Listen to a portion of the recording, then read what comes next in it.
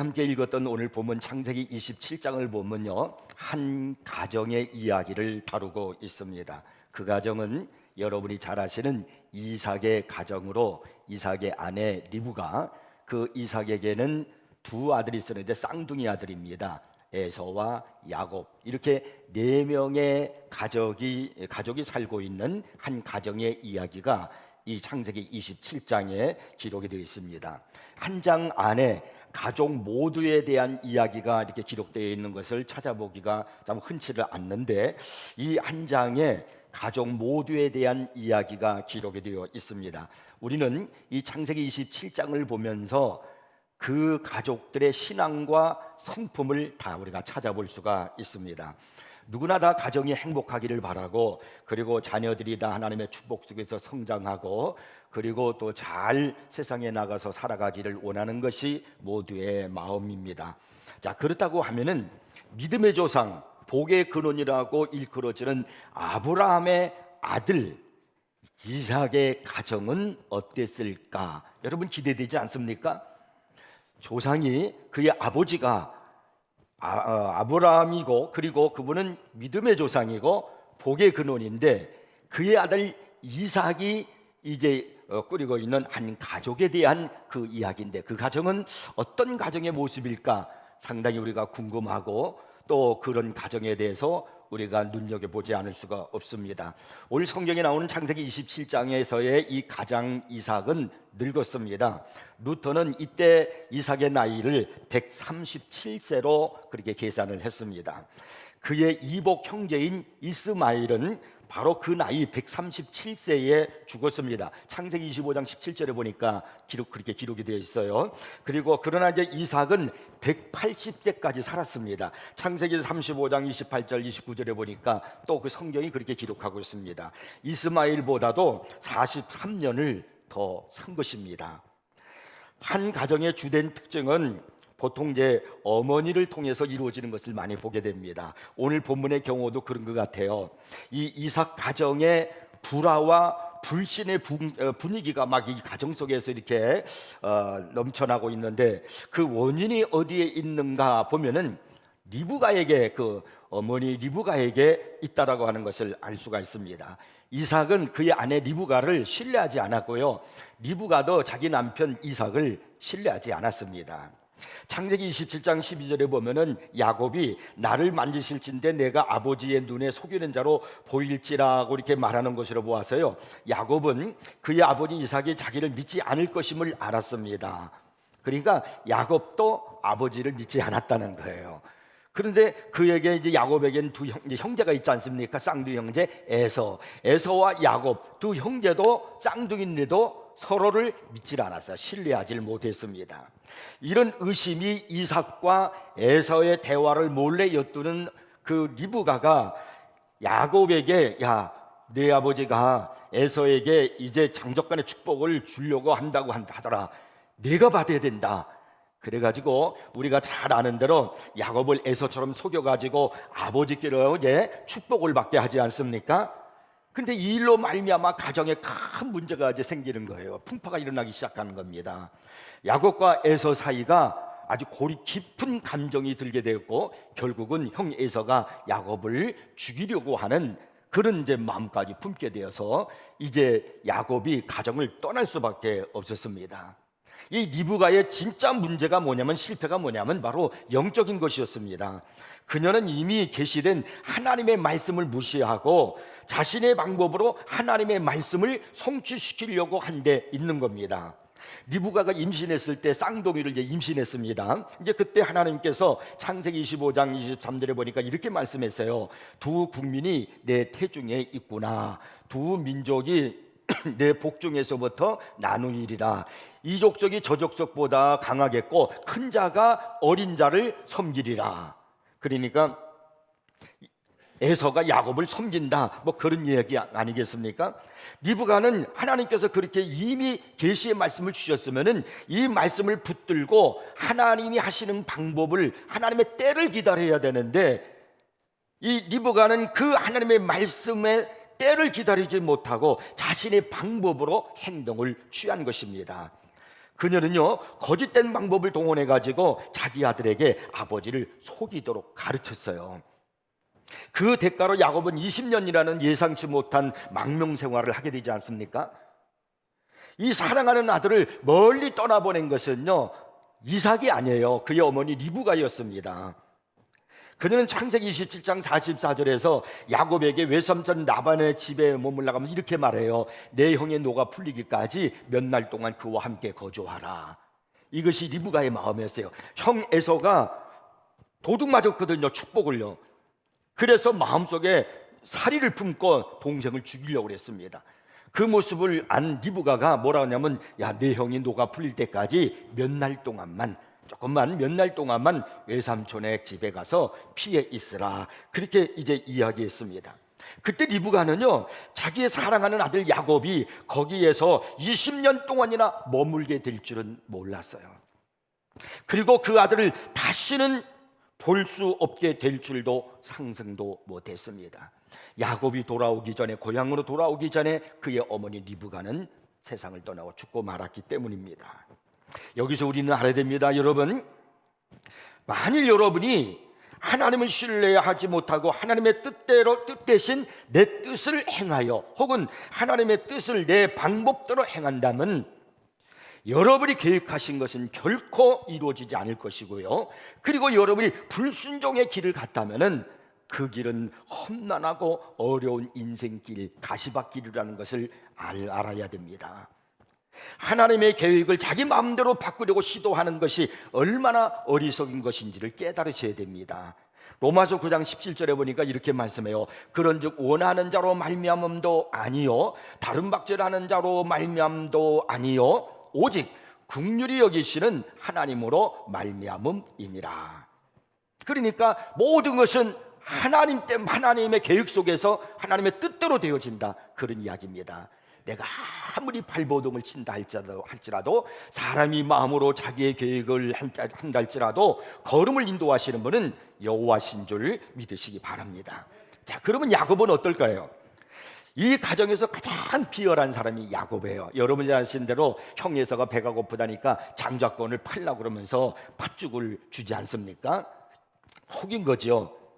에서가 영적인 것들의 가치를 무시했지만 그래도 야곱은 그것들을 소중히 여기기 때문에 칭찬받을 수 있었던 것은 사실입니다. 그러나 이 야곱은요 어머니 리브가의 야비한 계략에 동조했을 뿐만 아니라 거기에다 한술 더 떠서 그의 아버지 이삭에게 거짓말을 했고요, 그리고 또 더 나아가서 심지어는 자기가 하는 그 일에, 그 행한 일의 정당성을 보이기 위해서, 속이기 위해서 하나님의 이름을 망령되이 일컬었다는 거예요. 들먹였다는 것입니다. 자, 20절을 한번 읽어보겠습니다. 이삭이 그의 아들에게 이르되, 야곱에게 지금 하는 말이에요. 내 아들아, 내가 어떻게 이같이 속히 잡았느냐 물어봤어요. 그랬더니 야곱이 뭐랬냐면, 그가 이르되 아버지의 하나님 여호와께서 나로 순조롭게 만나게 하셨음이니이다. 지금 거짓말한 거잖아요. 어머니 리브가가 음식을 만들어가지고, 별미를 만들어가지고 지금 아버지 앞에 왔는데 너 어떻게 그렇게 빨리 잡아서 그렇게 음식을 만들어 왔냐 그랬더니 하나님께서 순조롭게 이렇게 만나게 해주셨고 짐승을 만나서 잡아가지고 왔습니다. 그러면서 하나님의 이름을 들먹이면서 거짓말을 하는 거예요.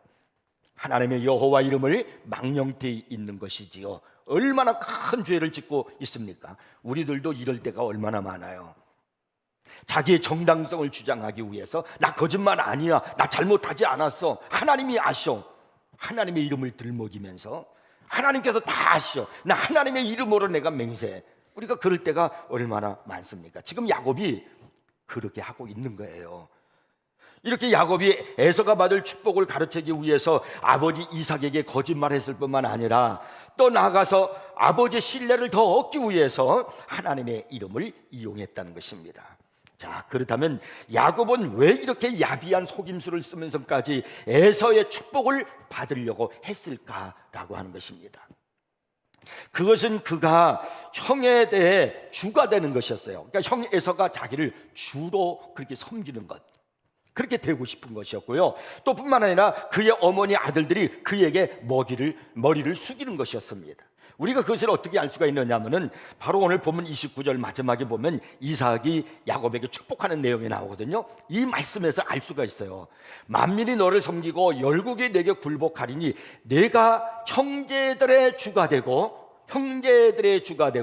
내 어머니의 아들들이 내게 굴복하며 너를 저주하는 자는 저주를 받고 너를 축복하는 자는 복을 받기를 원하노라. 그러니까 야곱이 바로 이 축복을 받기 위해서 그렇게 거짓말을 한 거예요. 속임수를 쓴 겁니다. 자, 그러면 야곱이 그렇게 됐을까? 그게 우리가 궁금하지 않아요? 근데 야곱은 에서에게 자신에게 주라고 부름을 받기 전에 야곱이 먼저 에서에게 주라고 불렀다는 사실입니다. 창세기 32장 18절을 보면은 이렇게 성경이 기록하고 있어요. 대답하기를 주의 종 야곱의 것으로 자기 주 에서에게로 보내는 예물이오며, 여기 보니까 자기 주 에서에게로 보내는 예물이오며, 지금 야복강 건너편에서 형 에서가 400명을 거느리고 지금 야곱을 기다리고 있어요. 그래서 두려워 떨고 있는 야곱이 자기 지금 종을 에서에게 예물을 지금 지참해서 보내면서 그렇게 말하라고 시킨 거예요. 주의 종, 당신의 종 야곱의 것이요 자기 주 에서의 주 야곱의 주 에서에게로 보내는 예물이오며 야곱도 우리 뒤에 있나이다 하라. 또 뿐만이 아닙니다. 이것뿐만이 아니고요, 또 성경에 보면은 창세기 32장 18절에 보면 이런 말씀이 있어요. 에서가 또 이르되 내가 만난 바 이 모든 때는 무슨 까닭이냐. 야곱이 이르되 내 주께 은혜를 입으려 함이니이다. 창세기 32장 18절인 33장을 지금 써놨어요. 제가 33장 그냥 읽은 대로 할게요. 자막에 있는 대로. 에서가 이제 만났어요. 에서하고 이제 야곱하고 이제 야복강 건너편에서 만났어요. 이제 만났는데 이제 야곱이 뭐라고 그러냐면 에서를 향해서 뭐라고 그러냐면 이렇게 말합니다. 내 주께 은혜를 입으려 함이니이다. 이렇게 지금 말하고 있어요.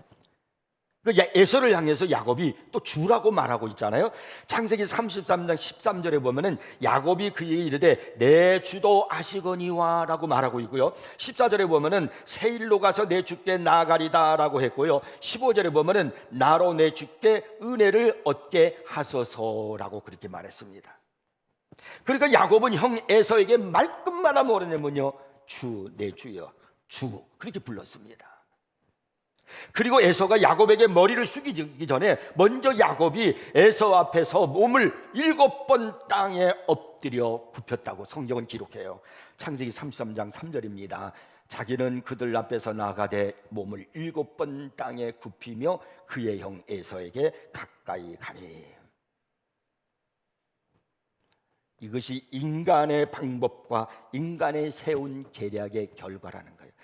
자기가 형으로부터 주라고 인정을 받고 칭함을 받고 그 형제들로부터 자기 앞에 절을 할 그런 것을 받기 위해서, 그런 높임을 받기 위해서 축복 기도를 속이면서 했는데, 인간의 계략을 세우는데 이게 뭐예요? 완전히 뒤집어졌어요. 그렇게 되지 않았습니다. 여러분, 우리는 기억해야 돼요. 하나님의 뜻을 따라 순종하지 아니하고 하나님의 때를 기다리지 아니하고 인간의 방법과 수단으로 행한 그 결과는 무엇인가? 결국은 실패라는 겁니다. 내게 찾아오는 것은 아픔이라는 거예요. 여러분, 성도의 정체성이 뭔 줄 아십니까? 로마서 8장 9절에 보니까 성경은 이렇게 말씀하죠. 만일 너희 속에 하나님의 영이 거하시면 너희가 육신에 있지 아니하고 영에 있나니 누구든지 그리스도의 영이 없으면 그리스도의 사람이 아니라. 성경에서 뭐라 그러냐면 예수 믿는 사람은 그 안에 그리스도의 영이 있다는 거예요. 성도는 하나님의 영이 거하는 사람입니다. 그러면서 로마서 8장 5절 6절에 보니까 또 이렇게 말씀해요. 육신을 따르는 자는 육신의 일을, 영을 따르는 자는 영의 일을 생각하나니 육신의 생각은 사망이요 영의 생각은 생명과 평안이니라. 성경이 분명히 말씀합니다. 육신의 생각은 사망이고 영의 생각은 생명과 평안이라고요. 그래서 우리 성도들은요, 하나님의 영이 충만해야 되고, 그리고 우리는 항상 성령을 따르는 그런 자들이 되어야 하는 것입니다. 근데 오늘 본문에 나타난 이삭은 그렇지 않았습니다. 한 가정은 가장의 역할이 어떠냐에 따라서 그 가정이 달라지는 겁니다. 가장이 어떻게 살아가느냐에 따라서 그 가정의 그림을 볼 수가 있고요, 가장이 어떻게 믿음 생활을 하느냐에 따라서 그 가정의 영성을 알 수가 있는 겁니다. 그런데 본문에서 이삭에게는 가장 치명적인 문제가 바로 뭐냐면 영적인 눈이 흐려져 있다는 데 있는 겁니다. 다시 말하면 하나님의 영이 메마른 사람이었습니다. 그에게는요, 영성보다는 육신적 쾌락을 더 중요하게 여겼습니다. 내면의 은혜는 없고 육신적 것만 있는 그런 사람이었습니다. 이것이 이삭의 모습이었고, 이 결과로 나타난 이삭의 가정의 모습을 우리는 창세기 27장에서 보게 되는 겁니다. 그의 조상이 누구예요? 아브라함이에요. 그러므로 여러분, 우리가 여기서 무엇을 배워야 되냐면 하나님의 영이 메마르면 안 된다는 겁니다. 하나님의 영이 메마르면 어떤 증상이 나타날까? 오늘 성경을 통해서 우리가 짚어보면서 나의 신앙을 한번 여러분 이렇게 살펴보시면서 내 영혼은 어떤가, 내 영성은 어떤가를 발견하시고 하나님의 은혜로 충만한 우리 성도들이 되어야 할 것입니다. 하나님의 영이 메마르면 어떻게 되는가? 첫째가 세상을 사랑하게 된다는 거예요. 하나님의 말은, 그 영이 메마른 이삭은 육신을 사랑한 사람이었습니다. 창세기 25장 28절에 보면은 이삭은 에서가 사냥한 고기를 좋아함으로 라고 말씀하므로 이삭이 에서를 좋아하는 이유를 그가 잡아오는 짐승 고기였다는 것을 성경이 기록하고 있습니다. 육신을 사랑했다는 말이에요. 뿐만 아닙니다. 이삭이 이제 나이가 많아서 죽을 날이 가까웠을 때 에서에게 이렇게 말합니다. 창세기 27장 4절에요. 내가 즐기는 별미를 만들어 내게로 가져와서 먹게 하여 내가 죽기 전에 내 마음껏 내게 축복하게 하라. 마지막 축복 기도를 해야 하는 중요한 순간에 이삭의 기도의 목적이 뭐냐면 겨우 자신이 즐기는 별미였어요. 그에게서는 어떤 영적인 것을 찾아볼 수가 없습니다. 창세기 25장 27절을 보면 에서가 어떤 사람인가를 우리가 알 수 있어요. 거기에 보니까 에서는 익숙한 사냥꾼이었으므로 들사람이 되고 이렇게 말씀하거든요. 이 에서를 뭐라고 성경에 기록하냐면 익숙한 사냥꾼이었다는 겁니다. 이 사냥꾼은요, 고요하고 차분한 개념보다는요 끊임없이 이동하며 떠돌아다니는 사람입니다. 성구사전을 찾아보면요, 사냥꾼이라는 이 단어는 대부분 악과 관련되어 나타나는 것을 볼 수가 있습니다. 그러니까 에서가 어떤 사람인 것을 우리가 짐작할 수가 있어요. 그리고 들사람이라고 그랬거든요, 에서를요. 들사람이라는 이 단어에서 우리가 떠오르는 한 단어가 있어요. 마태복음 13장 38절에서 예수님은 밭은 세상이요 라고 그랬어요. 들은 세상이요. 그러니까 에서는 들사람이니까 그가 세상이요라는 것은 그의 영성이, 그는 세상적인 사람이었다는 것을 알 수가 있어요. 에서는 상징적으로 세상에 속한 사람이었습니다. 이런 에서를 이삭이 지나치게 편애했다는 것은 에서가 사냥한 고기 때문이었단 말이에요. 그러므로 이삭도 세상을 사랑한 사람이었다는 것을 의미하는 겁니다. 하나님의 영이 메마르니까 세상을 사랑하는 사람이 되는 거예요. 하나님의 영이 메마르니까 육신적인 사람이 되는 겁니다. 미국 출신 유명한 팝 아티스트인 앤디 워홀이라고 하는 사람이 있습니다. 이 사람은 1928년 피츠버그에서 출생해가지고요, 1949년 뉴욕으로 이주해서 잡지와 광고에 사파 그리는 일을 시작했습니다.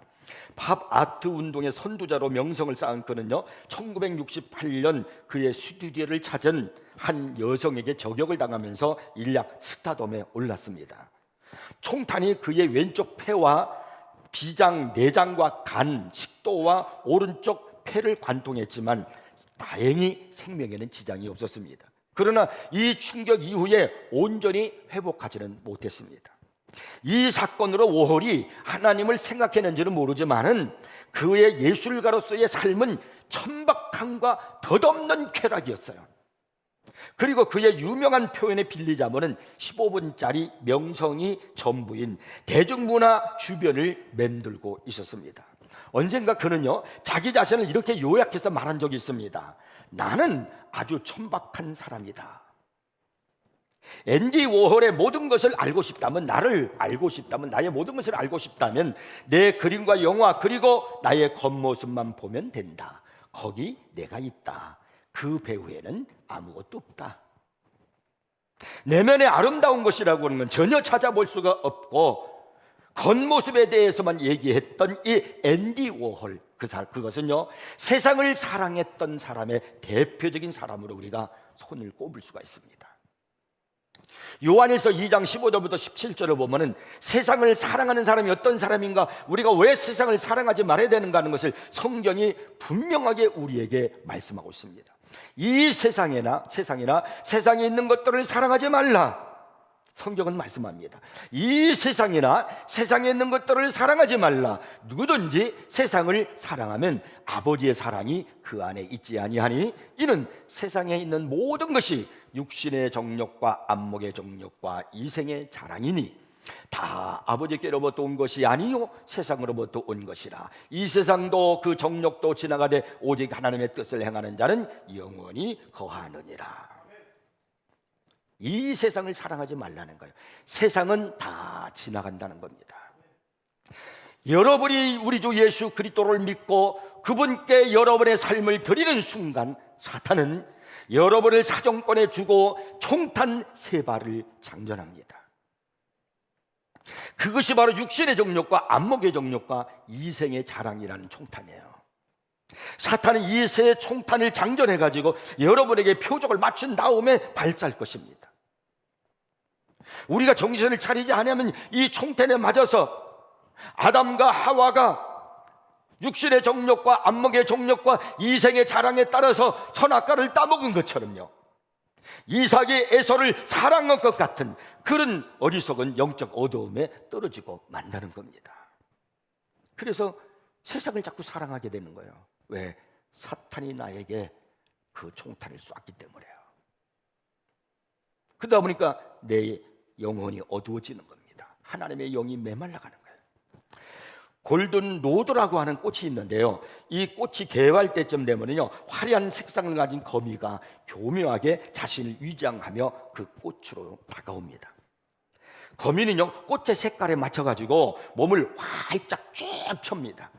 그러면 꿀을 찾아서 꽃을 찾은 곤충들은요 개다리 비슷한 이 무지막지한 거미다리에 찔려가지고 온몸에 독이 퍼져서 죽습니다.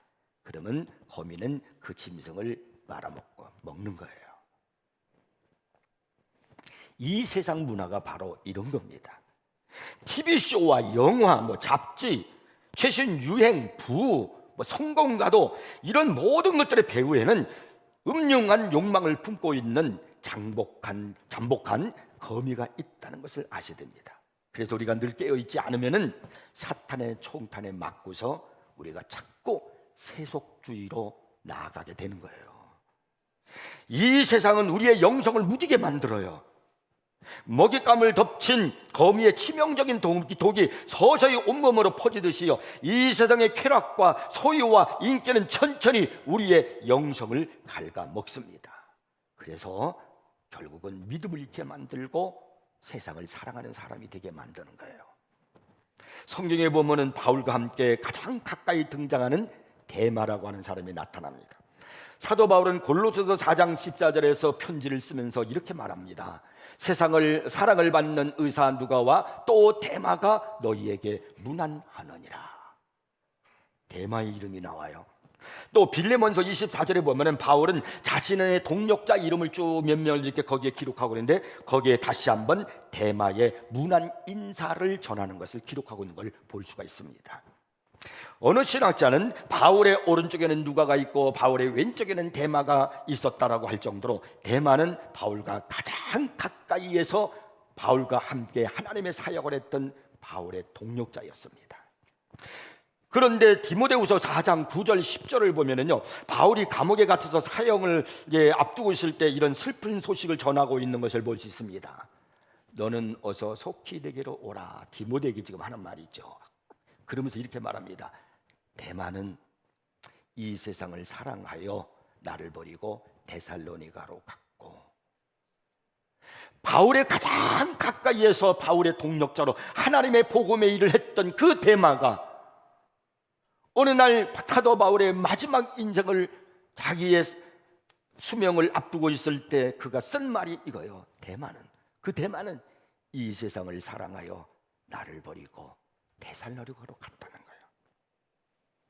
어느 날 아침에 갑자기 대마가 영적으로 파산해서 이렇게 된 것일까요? 아닙니다. 조금씩 세상의 영향을 받기 시작한 거예요. 그러다 보니까 세상의 독이 몸에 들어오기 시작하니까 자기의 믿음과 영성이 무뎌지기 시작하는 겁니다. 그러면서 말씀이 멀어지고 기도가 멀어지고 예배가 점점 멀어지고, 그러면서 영성이 무뎌지다 보니까 이제는 이렇게 심각한 지경이 이르도록 세상을 사랑해서 사도 바울을 떠나는 거예요. 그렇게 되었다는 겁니다. 중생의 비밀이라는 책에서요, 빌리그람 목사는요, 이발소에 간 어느 호주 사람의 이야기를 들려주고 있습니다. 이발사가 그 사람의 입술에 난 종이를 보고 뭐라고 하자, 아이 담배 때문이에요 라고 이렇게 대답을 합니다. 이발사가 그냥 두시면 안 될 것 같은데요 라고 이제 걱정의 말을 하니까 그 사내가 하는 말이, 아니에요, 금방 나을 거예요, 이렇게 대수롭지 않게 말을 했습니다. 근데 나중에 다시 머리를 자르러 온 그 사람의 입술을 보니까 흉하게 갈라져서 상태가 더 심각해 보였습니다. 이발사는 이번에도 우려를 표했지만은 그 사람 이렇게 대꾸할 뿐이었습니다. 아이 걱정하지 마시라니까요, 담배물 부리를 교체했으니까, 담뱃대 끝에 물과 하는 그걸 교체했으니까 곧 괜찮아질 겁니다, 이렇게 대답을 했어요. 이발사는 비슷한 증상을 보이는 피부암 환자의 사진까지 보여주었지만은 그 사람은요, 손사래를 치면서 괜찮다고 막 그렇게 얘기했어요. 석 달째 되던 날 매번 머리를 자르러 오던 이 사내가 이제 보이지를 않았습니다. 주위 사람들에게 물었더니 이런 대답이 돌아왔습니다. 아, 모르셨어요? 그 사람 이틀 전에 암으로 죽었어요. 죄가 바로 그런 것입니다. 야금야금 내 몸을 축내는 암 같은 존재예요. 어떤 경우는 그 속도가 너무 느린 나머지 우리 몸에 무슨 일이 일어나는지를 전혀 눈치를 채지 못합니다. 자꾸 세상 것을 좋아하는 거예요. 안목의 종력, 육신의 종력, 이생의 자랑, 이 총탄에 맞아가지고, 이 독의 몸에 맞아가지고, 그래서 서서히 내 몸에 그 세상의 독이 퍼져나가는 거예요. 그래서 내 영성을 잃고 믿음을 잃고 은혜를 잃어버리고, 그러면서 세상을 사랑하게 되는 거예요. 육신의 정욕대로 살아가는 겁니다. 그래서 성경은요, 우리 그리스도인들에게 야고보서 4장 4절에서 세상과 벗하지 말라고 말씀하고 있고요, 또 야고보서 1장 27절에서는요 세속에 물들지 말라고 말씀하고 있고, 요한일서 2장 15절에서는요 이 세상을 사랑하지 말라라고 말씀하고 있고, 로마서 12장 2절에서는요 이 세대를 본받지 말라고 경고의 말씀을 하고 있는 겁니다. 이 이삭이 참 말년에 그 가정에 27장에 나온 그 가정의 모습, 비극의 모습은 무엇에서 비롯됐냐면 바로 이삭의 하나님의 영이 메마른 증거로 말미암아 그 가정이 그런 모습으로 되어진 거예요. 저는 우리 새인교회 성도 여러분들이 하나님의 영으로 충만하기를 바랍니다. 세상 유혹에 넘어가지 마시고 세상을 사랑하지 말고 하나님을 사랑하는 여러분이 되기를 바랍니다. 두 번째로, 기도의 문이 열리질 않습니다. 하나님의 영이 마르면요 정말 기도할 때임에도 불구하고 기도하지 않습니다. 이삭을 보세요. 지금 그가 하려는 일이 무엇입니까? 하나님의 뜻을 쫓아서 장자를 세우려고 하는 것 아닙니까? 제사장을 세우는 것이요 메시아의 혈통을 이어가는 것이며 자신의 축복권을 넘겨주는 너무나도 중요한 순간입니다. 두 번 다시 할 수 없는 일생일대의 단 한 번의 사건 아닙니까? 때문에 그 어떤 실수도 용납할 수가 없는 거예요. 그럼에도 불구하고 그 중요한 순간에 그가 기도했다는 흔적을 찾아볼 수 없습니다. 아무렇지도 않게 자신의 경험과 생각에 근거해서 그냥 그 중요한 것을 중요하게 생각하지 않아요. 그냥 진행해 버린 겁니다. 에서가 나중에 와서 막 울면서 애원하잖아요. 아버지, 나도 축복해 주십시오. 제발 나에게도 야곱에게 했던 축복의 부스라기로 좋으니까 축복해 주세요. 막 매달리는데, 그때 이삭은 고개를 흔드는 거예요. 내가 다 먹고 그를 위하여 축복을 다 해주었다. 너에게 줄 것이 아무것도 없다. 그만큼 중요한 일이었습니다. 그런데 이삭은 그 중요한 일을 진행하면서도 기도하지 않았습니다. 이삭은 좀 이상한 낌새를 스스로 차렸어요. 느꼈어요. 그래서 뭐라고 했냐면, 음성은 야곱인데 손은 에서다. 이때 하나님의 사람이라면 적어도 제사장이요 그가 선지자라면 무엇을 해야 됩니까? 하나님 앞에 기도해야 하는 겁니다. 하나님, 내가 지금 하나님의 주신 축복권을 행사하려고 하는데 한 명이 들어왔습니다. 근데 저는 눈이 어두워서 분별하지 못하겠습니다. 음성은 야곱인데 손은 에서입니다. 도대체 누구입니까? 어떻게 해야 할까요? 하나님 지혜를 주시고 인도해 주십시오. 이렇게 기도했다라면 분명히 그에게 다시 한번 하나님의 뜻을 알려주셨을 겁니다. 이 중요한 문제를 놓고 이삭은 하나님께 기도하지 않았습니다. 오히려 자기 자신을 더 의지했어요. 지금까지의 경험과 판단과 촉감 이런 것들을 의지했어요. 그리고 그냥 일을 진행했어요. 그 결과 어떻게 했습니까? 실패했습니다. 우리에게 이런 일은 없습니까? 중요한 일을 앞에 놓고 하나님께 물어봅니까? 진지하게 하나님의 뜻을 찾습니까? 우리의 인생을 살아가면서 이 코로나 시대 때 정말 얼마나 힘든 시대, 이런 시대 때 믿음을 지키기가 어려운 이 시대에 하나님 앞에 하나님, 너무나도 믿음을 지키기가 어렵고 신앙생활 하기가 어려운 이 시대에 하나님, 나를 도와주시옵소서, 하나님 나를 붙들어 주시어서 믿음을 잃지 않게 하시고 하나님의 영이 메마르지 않도록, 하나님의 은혜가 고갈되지 않도록 인도해 주시옵소서, 이렇게 기도하며 살아가십니까? 자신의 지식과 경험을 의지하며 살아가는 사람, 그 사람은요 하나님의 영이 메말라 있는 증거입니다. 우리 성도들은 한 분도 그런 분이 없기를 주의 이름으로 축복합니다. 그러면 세 번째는요, 하나님의 영이 마르잖아요. 그러면 신앙생활을 하면서도 기쁨과 감동이 없습니다. 오늘 본문 33절에 보면 이삭이 심히 크게 떨었다라고 그렇게 말씀하거든요. 이삭은 자신의 잘못된 뜻을 전능자에게 굴복시키지 않는 한 언제나 패배할 것이라는 것을 깨달았습니다. 이삭은 하나님을 계산하지 못했습니다. 하나님은 처음부터 그곳에 계셨지만은 그의 그림 속에는 없었습니다. 그래서 하나님의 영이 메마른 이삭은 뒤늦게 깨닫고 크게 떨은 것입니다. 여러분, 하나님이 함께 하시면 사망의 음침한 골짜기가 내가 있다 할지라도 그것은 은혜의 처소예요. 여호와가 나의 목자가 되시면요, 그분은요 나를 푸른 초장으로 실 많은 물가로 인도하심을 믿으시 바랍니다. 그러니까 하나님과 함께하는 인생은 기쁨과 감격일 수밖에 없는 겁니다. 그래서 성도의 삶은 축제인 겁니다. 신앙생활은 즐거움이요 기쁨의 표현입니다. 하나님께서 우리에게 베풀어 주신 은혜가 너무나도 감사해서 그 기쁨을 찬양과 물질과 예배로 표현하는 겁니다. 근데 영이 메마르잖아요. 그럼 기쁨을 잃어요. 감동이 없어요.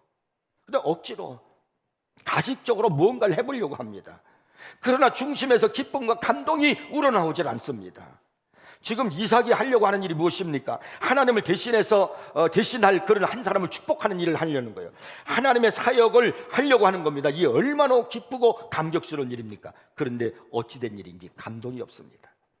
자기를 대신하여 후계자를 세우는 이 중요한 일을 하는데 기쁨이 없습니다. 그래서 그는요 인위적으로 감동을 일으켜보려고 안간힘을 씁니다.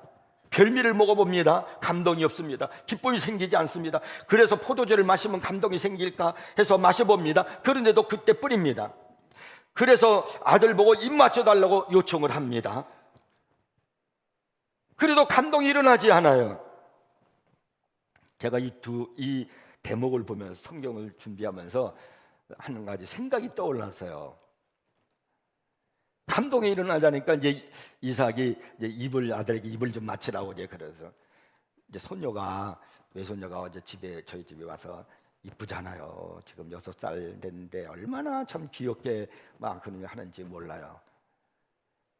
그래서 하도 이뻐서 제가 이리 와라, 이리 와. 그러고 할아버지 옷 버리다가 뽀뽀 좀 해. 그랬더니 뭐라고 한 줄 알아요? 그러지 마세요. 불편해요. 그래요. 나 잘못하면 성추행 몸이 될 뻔했어요. 야, 이게 요즘 애들이구나. 그런 생각을 했습니다. 이 이삭이